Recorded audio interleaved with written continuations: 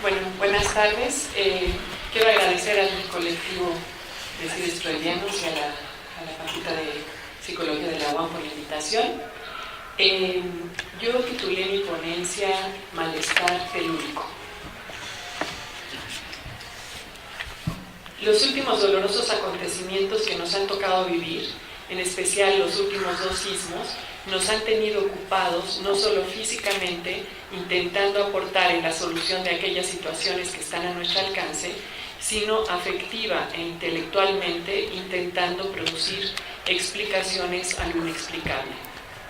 Freud, en El malestar en la cultura, señala que la fuente del sufrimiento humano proviene de tres fuentes: de la hiperpotencia de la naturaleza con sus fuerzas despiadadamente destructoras, de la fragilidad de nuestro cuerpo, que nos aporta continuo dolor y angustia, y de la insuficiencia de las normas que regulan nuestros vínculos, factor que vivimos como el más doloroso. En ese mismo texto enuncia la misión de la ética y dice: el superyo de la cultura ha plasmado sus ideales y plantea sus reclamos. Entre estos, los que atañen a los vínculos recíprocos entre los seres humanos, se resumen bajo el nombre de ética. En todos los tiempos se atribuyó el máximo valor a esta ética, como si se esperara justamente de ella unos logros de particular importancia. Y en efecto, la ética se dirige a aquel punto que fácilmente se reconoce como la desolladura de toda cultura. La ética ha de concebirse entonces como un ensayo terapéutico, como un empeño de alcanzar por mandamiento del superyo lo que hasta ese momento el restante trabajo cultural no había conseguido. Ya sabemos que por esa razón el problema es aquí cómo desarraigar el máximo obstáculo que se opone a la cultura: la inclinación constitucional de los seres humanos a agredirse unos a los otros. Ahí termina la cita. Quizás porque esta tarea se presenta como imposible, que la tercera fuente del sufrimiento que nos aqueja es la que nos resulta la más insoportable. Los sismos que hemos vivido han suministrado excesivo dolor a estos tres niveles. La destrucción que la madre tierra ha ocasionado con sus movimientos tectónicos ha aniquilado y lastimado muchísimos cuerpos y ha generado un terror compartido por millones. Pero lo que se agrega a ese gran sufrimiento es ser testigos involuntarios de tantísimos hechos de indignante corrupción y de abuso descomunal. Se nos hace evidente que aún en situaciones extremas, el ser humano sigue siendo ese ser que tiene a su semejante como enemigo. Lacan, en su seminario La ética del psicoanálisis, nos recuerda que prácticamente todo sujeto que acude al analista en algún momento demanda que le responda si lo que está haciendo o pretende hacer está bien o no. Y Lacan sostiene que es preciso detenerse en el umbral, es decir, no ceder a la tentación de responder desde el propio código ético. Considero que esta pregunta no es una que se hace solamente en un momento determinado, sino que es una interrogante que, me parece, subtiende prácticamente todo el trayecto del análisis. El bien puede presentarse como un deber y la culpa sobre la que éste se sostiene se puede manifestar a lo largo del proceso. La pregunta es, ¿qué hacer con ello? Sabemos que el analista de ninguna manera responderá en términos morales. Podemos considerar que todo el proceso de la cura consistirá en que esa pregunta por el bien se deslice hacia una pregunta por el deseo. El analista, desde su lugar de muerto, ha de dejar de lado los avatares de su propio sujeto en torno a estos últimos elementos, es decir, en torno a lo que como sujeto se pregunta sobre lo que está bien, cómo se ubica ante el deber y las culpas que lo puedan habitar. Y es ahí donde regresa el interrogante del que parto en una investigación realizada. ¿Acaso una ética del deseo, la ética propiamente analítica propuesta por Lacan, no se puede tornar casi inadvertidamente en una ética del deber? Pienso que de suceder esto, se trataría precisamente del abandono del lugar del analista.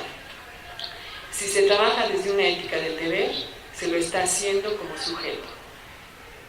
Sin embargo, considero que nunca estamos exentos de entrar en conflicto a partir de aquello que escuchamos. Lo que nos han enseñado nuestros maestros, las intervenciones de nuestro supervisor y aún de nuestro mismo analista, pasados o presentes, pueden llegar a ser convertidos en deberes. Podríamos decir que el analista no está exento de preguntarse si la dirección de la cura que está sosteniendo en un caso específico está bien o no está bien. Solo que vuelve el interrogante: ¿qué es lo que está bien? ¿Bien para quién? A partir de lo desarrollado por Lacan, sabemos que el bien para el psicoanálisis no es el bien de Aristóteles, ni el de Platón, ni el de ninguna propuesta moral. Si acaso podemos decir que hay un bien, lo que he encontrado es que el bien sería la falta y la búsqueda imposible de colmarla, es decir, el deseo constituiría la brújula del transitar analítico.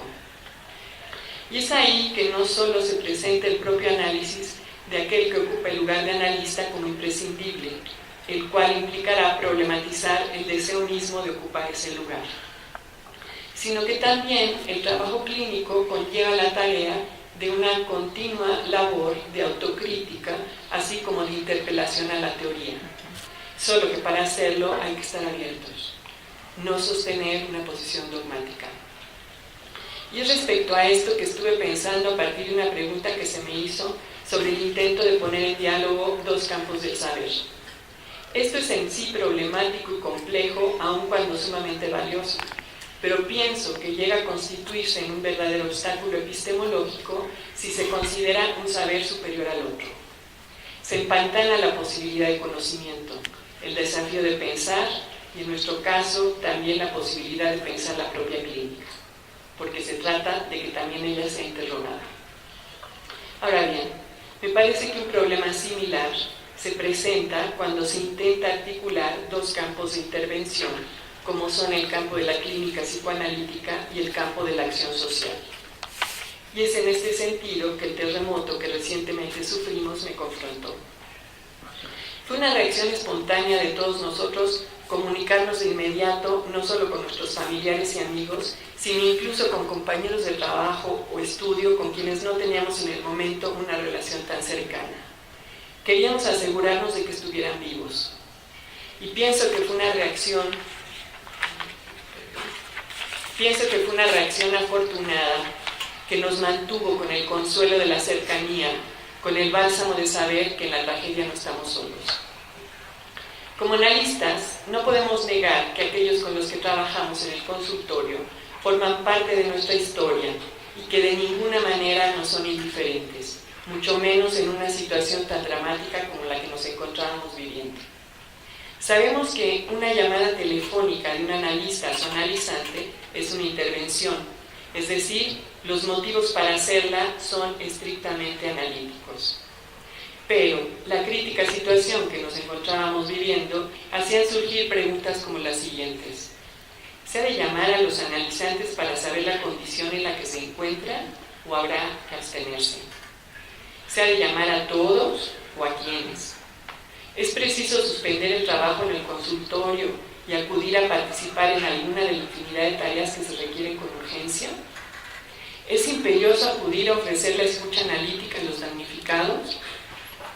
Lo que cada quien se pregunte y decida al respecto responderá en última instancia a cómo concibe el trabajo analítico y a la posición ética que se desprende de dicha concepción.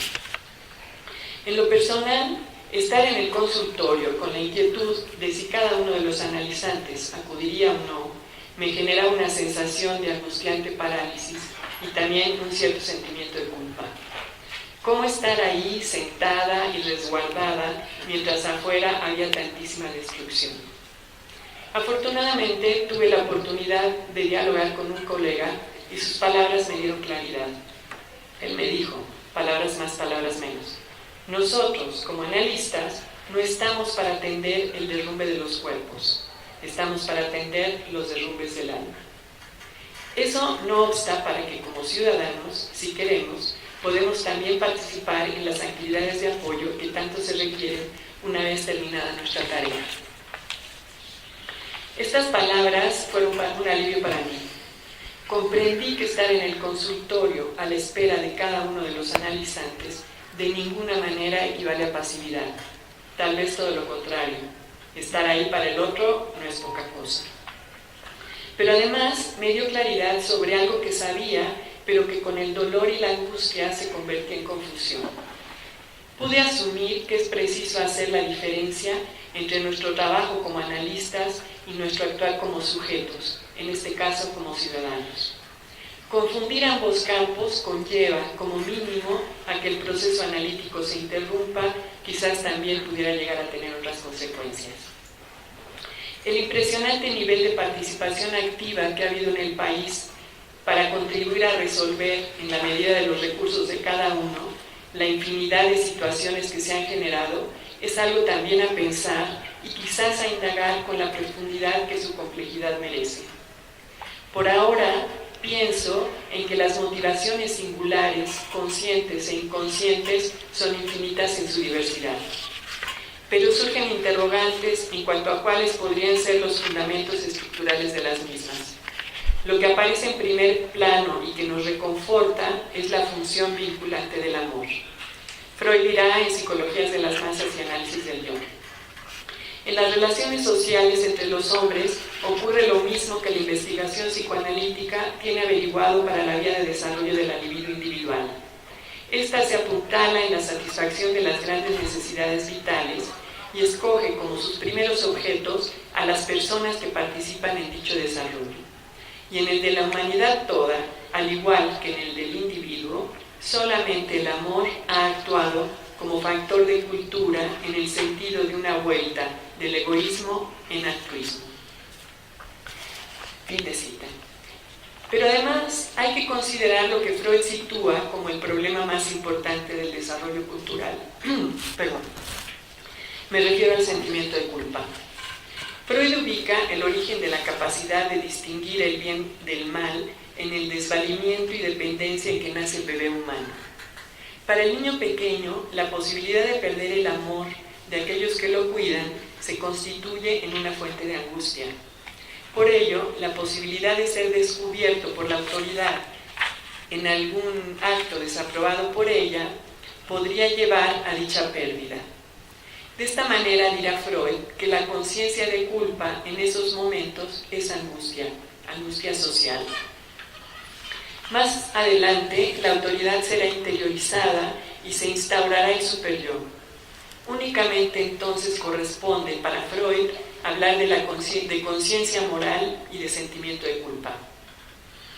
El sismo nos condujo, además de a confrontarnos con la inminencia de la muerte, a sumergirnos en el sufrimiento de innumerables pérdidas de todo tipo, reeditando con ello el desvalimiento en que nacimos y potenciando la angustia social. Más aún, como le desarrolla Freud, cuando nos va mal en la vida, el poder de la conciencia moral en el superyo aumenta.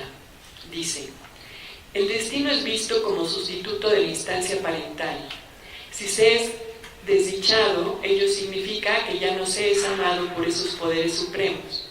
Y bajo la amenaza de esa pérdida de amor, uno se inclina de nuevo ante la subrogación de los progenitores en el superyo, que en la época dichosa se pretendió descuidar. Entonces, sucesos como los que hemos vivido pueden conducir a que en un intento de apaciguar el sentimiento de culpa sea acudir a resarcir el daño vivido, quizás considerado consciente o inconscientemente como un daño perpetrado, cuando menos en parte. La gran afluencia de psicólogos que corrieron a ofrecer sus servicios, por ejemplo, en la delegación Benito Juárez, al día siguiente del sismo había una lista de 400 psicólogos que querían prestar servicio, ¿no? Así como la proliferación de programas de intervención en crisis ofrecidas con acelerada improvisación por instituciones educativas, requieren que nos cuestionemos no solo a qué motivaciones puedan estar respondiendo, sino también sobre la responsabilidad por las implicaciones o consecuencias que se pudieran producir. Carteles con psicoterapia gratis parecen similares a los eslogans publicitarios que buscan atrapar la atención para con ello atrapar en el consumo. La pregunta es si quienes hacen este ofrecimiento, más allá de sus motivaciones, se detienen a analizar las implicaciones que esa práctica pueda tener. Como analistas, me parece que debemos evitar ceder a la tentación de acudir corriendo con nuestro saber hacer a actuar como omnipotentes salvadores e intentar salvar del sufrimiento a todos aquellos que se encuentran en innombrable congoja o a enseñar a otros cómo hacerlo.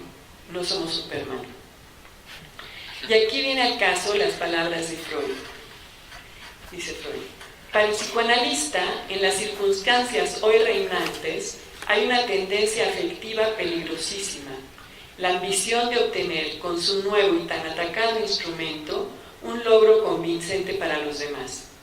Aquella frialdad de sentimiento que cabe exigir del analista se justifica porque crea para ambas partes las condiciones más ventajosas. Para el médico, el muy deseable cuidado de su propia vida afectiva. Para el enfermo, el máximo grado de socorro que hoy nos es posible prestarle. Esto lo dijo en Consejos al Médico. Aquí es interesante señalar que cuando Freud dice en las circunstancias hoy reinantes, se refería a la situación del psicoanálisis a principios del siglo XX. Sin embargo, considero que su comentario muy bien puede referirse a las circunstancias hoy reinantes en nuestro país. Creo que tiene vigencia esta ambición de obtener un logro convincente para los demás. ¿Acaso hoy el psicoanálisis está tan cuestionado como en ese entonces y puede haber quien se sienta tentado a demostrar que el psicoanálisis es la vía de atención? Ahora bien, lo anterior no implica que los psicoanalistas hemos de permanecer indiferentes o en la inactividad, todo lo contrario. Estamos ahí para todo aquel que lo solicite en la medida de nuestras posibilidades. Solo que lo descubierto por Freud es que es imprescindible que exista la demanda.